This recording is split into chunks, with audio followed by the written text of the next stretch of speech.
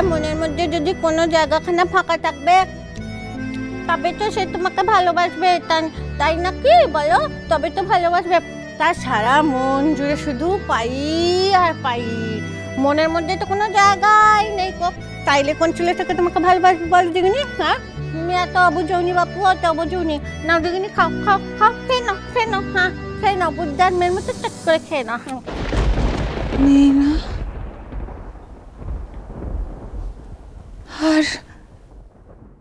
আর একটু জায়গা নেই। তোর থেকে থাকবে বলো দেখিনি? তার মনের সব জায়গাটুকুই সে আমাকে দিয়ে দিয়েছে, তুমি ছেড়ে দাও দেখিনি। তাহলে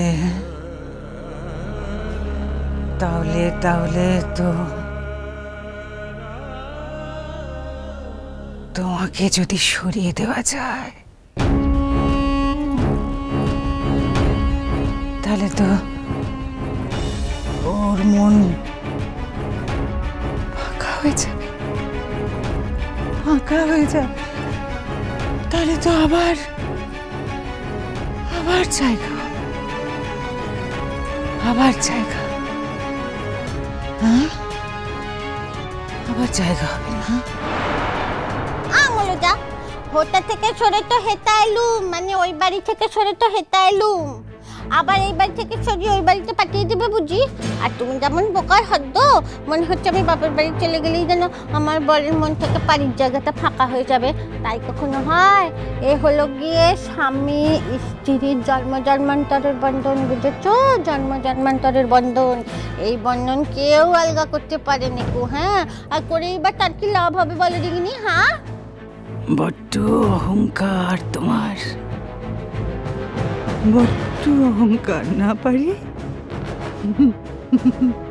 তবে ভেবো না, জায়গা আমি করে নেবই। অবশ্য তুমি আর বুঝবে কি করে? চোখ বুঝে কি কিছু দেখা যায়?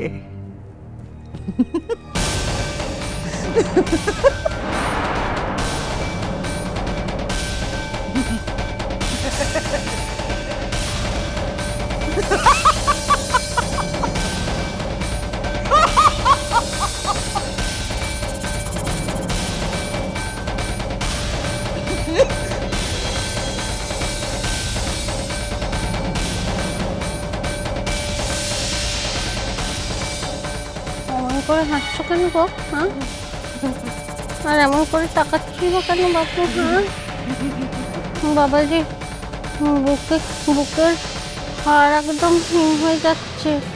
শোনো ভালো, যদি একখানে কথা বলছি, হ্যাঁ তুমি যদি এমন দ্বারা হাসবে, হ্যাঁ এমন করে আমার দিকে তাকাবে না, আমি আর কোনোদিন তোমার কাছে আসবো নি।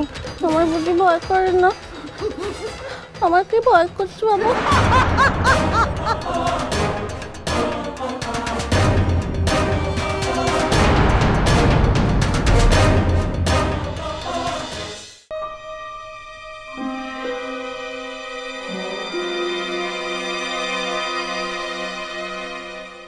কাজল প্রাণীগ্রাহী ভার্সেস সূর্য প্রাণীগ্রাহী মামলার রায়ের পুনর্বিবেচনা করে দেখা গেছে আরো কিছু প্রমাণ ও তথ্যের সত্যতা জানার প্রয়োজন আছে। ব্যারিস্টার ধ্রুব সেন আমাকে এই মামলার রায়ের পুনর্বিবেচনা করার অনুরোধ করেছিলেন। মামলাটি আগাগোড়া খুঁটিয়ে দেখে মামলার রায়ের পুনর্বিবেচনা করার নির্দেশ দিয়েছে। এখন দেখা যাক মিস্টার সেন আমাদের আরো কিছু তথ্য দিতে পারেন কিনা। মিলর্ড, আমি প্রথমেই আপনার কাছে আমার ঐকান্তিক আনুগত্য প্রকাশ করছি। সত্যের প্রতি আপনি যে নিষ্ঠা দেখিয়েছেন তা শিক্ষণীয়। একটি মেয়ের পিতৃপরিচয়ের লড়াইকে আপনি এইভাবে সম্মান জানিয়েছেন, এবং আপনার দেখানো পথ ধরেই আমিও এই লড়াইয়ের সত্যতা প্রমাণের চেষ্টা করব। আপনার অনুমতি নিয়ে আজ আমি ইন্টারোগেট করতে চাই শ্রীমতী সৃষ্টি মুখার্জিকে।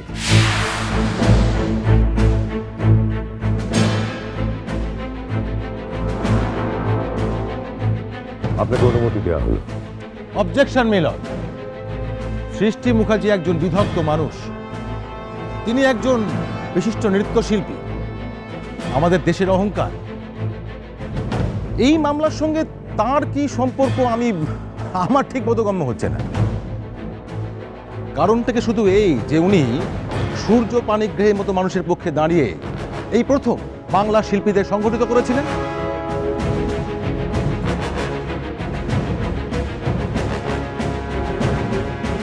অবজেকশন মিলর্ড, আমার বিপক্ষীয় বন্ধুর এই বালখিল্য আচরণের বিরুদ্ধে আমার একটি বাক্য ব্যয় করতেও প্রয়োজন বোধ করছি না।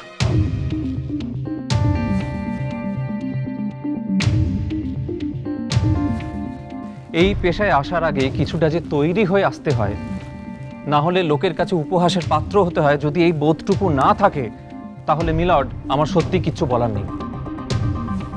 স্যার, ওনার এই অসম্মানজনক কথা উদ্দেশ্য প্রণোদিত। এ ব্যাপারে যারই সন্দেহ থাকুক না কেন, আমার অন্তত সন্দেহ নেই। আমি ওনার বক্তব্য শুনলাম। যদি আমার বিপক্ষীয় বন্ধু আমাকে এইভাবে ব্যক্তিগত আক্রমণ করেন, তাহলে আমার পক্ষে মামলা চালানোর কাজ। আপনি আদালত কক্ষে অযথা গোলমাল না করে শান্ত হয়ে বসুন। আদালতকে তার কাজ সুস্থভাবে করতে দিন। Sorry sir. আমি এবার সৃষ্টি মুখার্জিকে ডেকে নিচ্ছি। আসুন। ভয় পেও না সূর্য, আমার উপর ভরসা রাখো প্লিজ। সত্যকে মু ভয় পাই না সৃষ্টি, ভয় পাই মিথ্যেকে। তবে যাও, অল দ্য বেস্ট।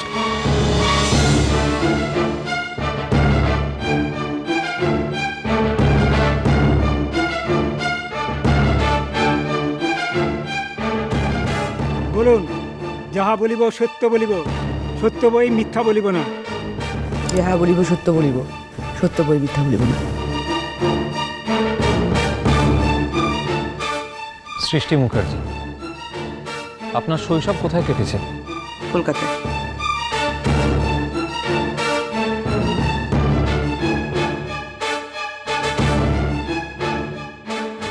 দেখুন, কলকাতা তো আর একটুখানি জায়গা নয়। কলকাতার কোথায়? বালিগঞ্জ এলাকায়। তা আপনার বাড়িতে কে কে ছিলেন?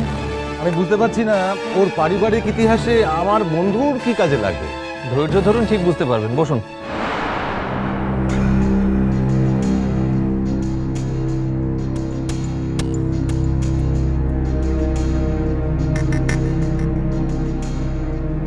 আপনি বলুন। বাবা, মা আর আমি। তারপর? কিসের তারপর? আপনার বাবা মা জীবিত আছেন? না। কি ব্যাপার, আপনি আপনার বোনের কথা বললেন না তো? বোন নেই?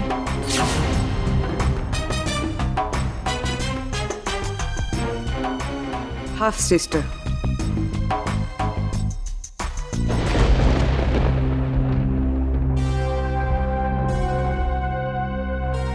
তো সেটা তো আপনার বলা উচিত ছিল। এবার আপনি আমাকে বলুন যে আপনার হাফ সিস্টার আপনাদের সঙ্গে আপনার বাড়িতে কবে থেকে থাকতে শুরু করলেন?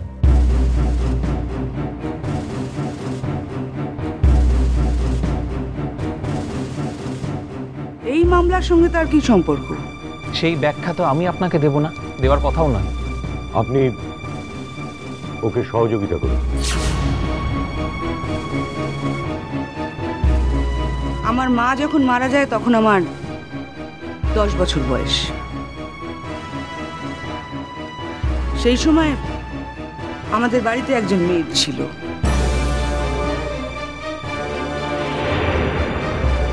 আমার মা মারা যাওয়ার পর সেই মেয়ের দাবি করে তার গর্ভে যে সন্তান সে আমার বাবার ঔরসজাত।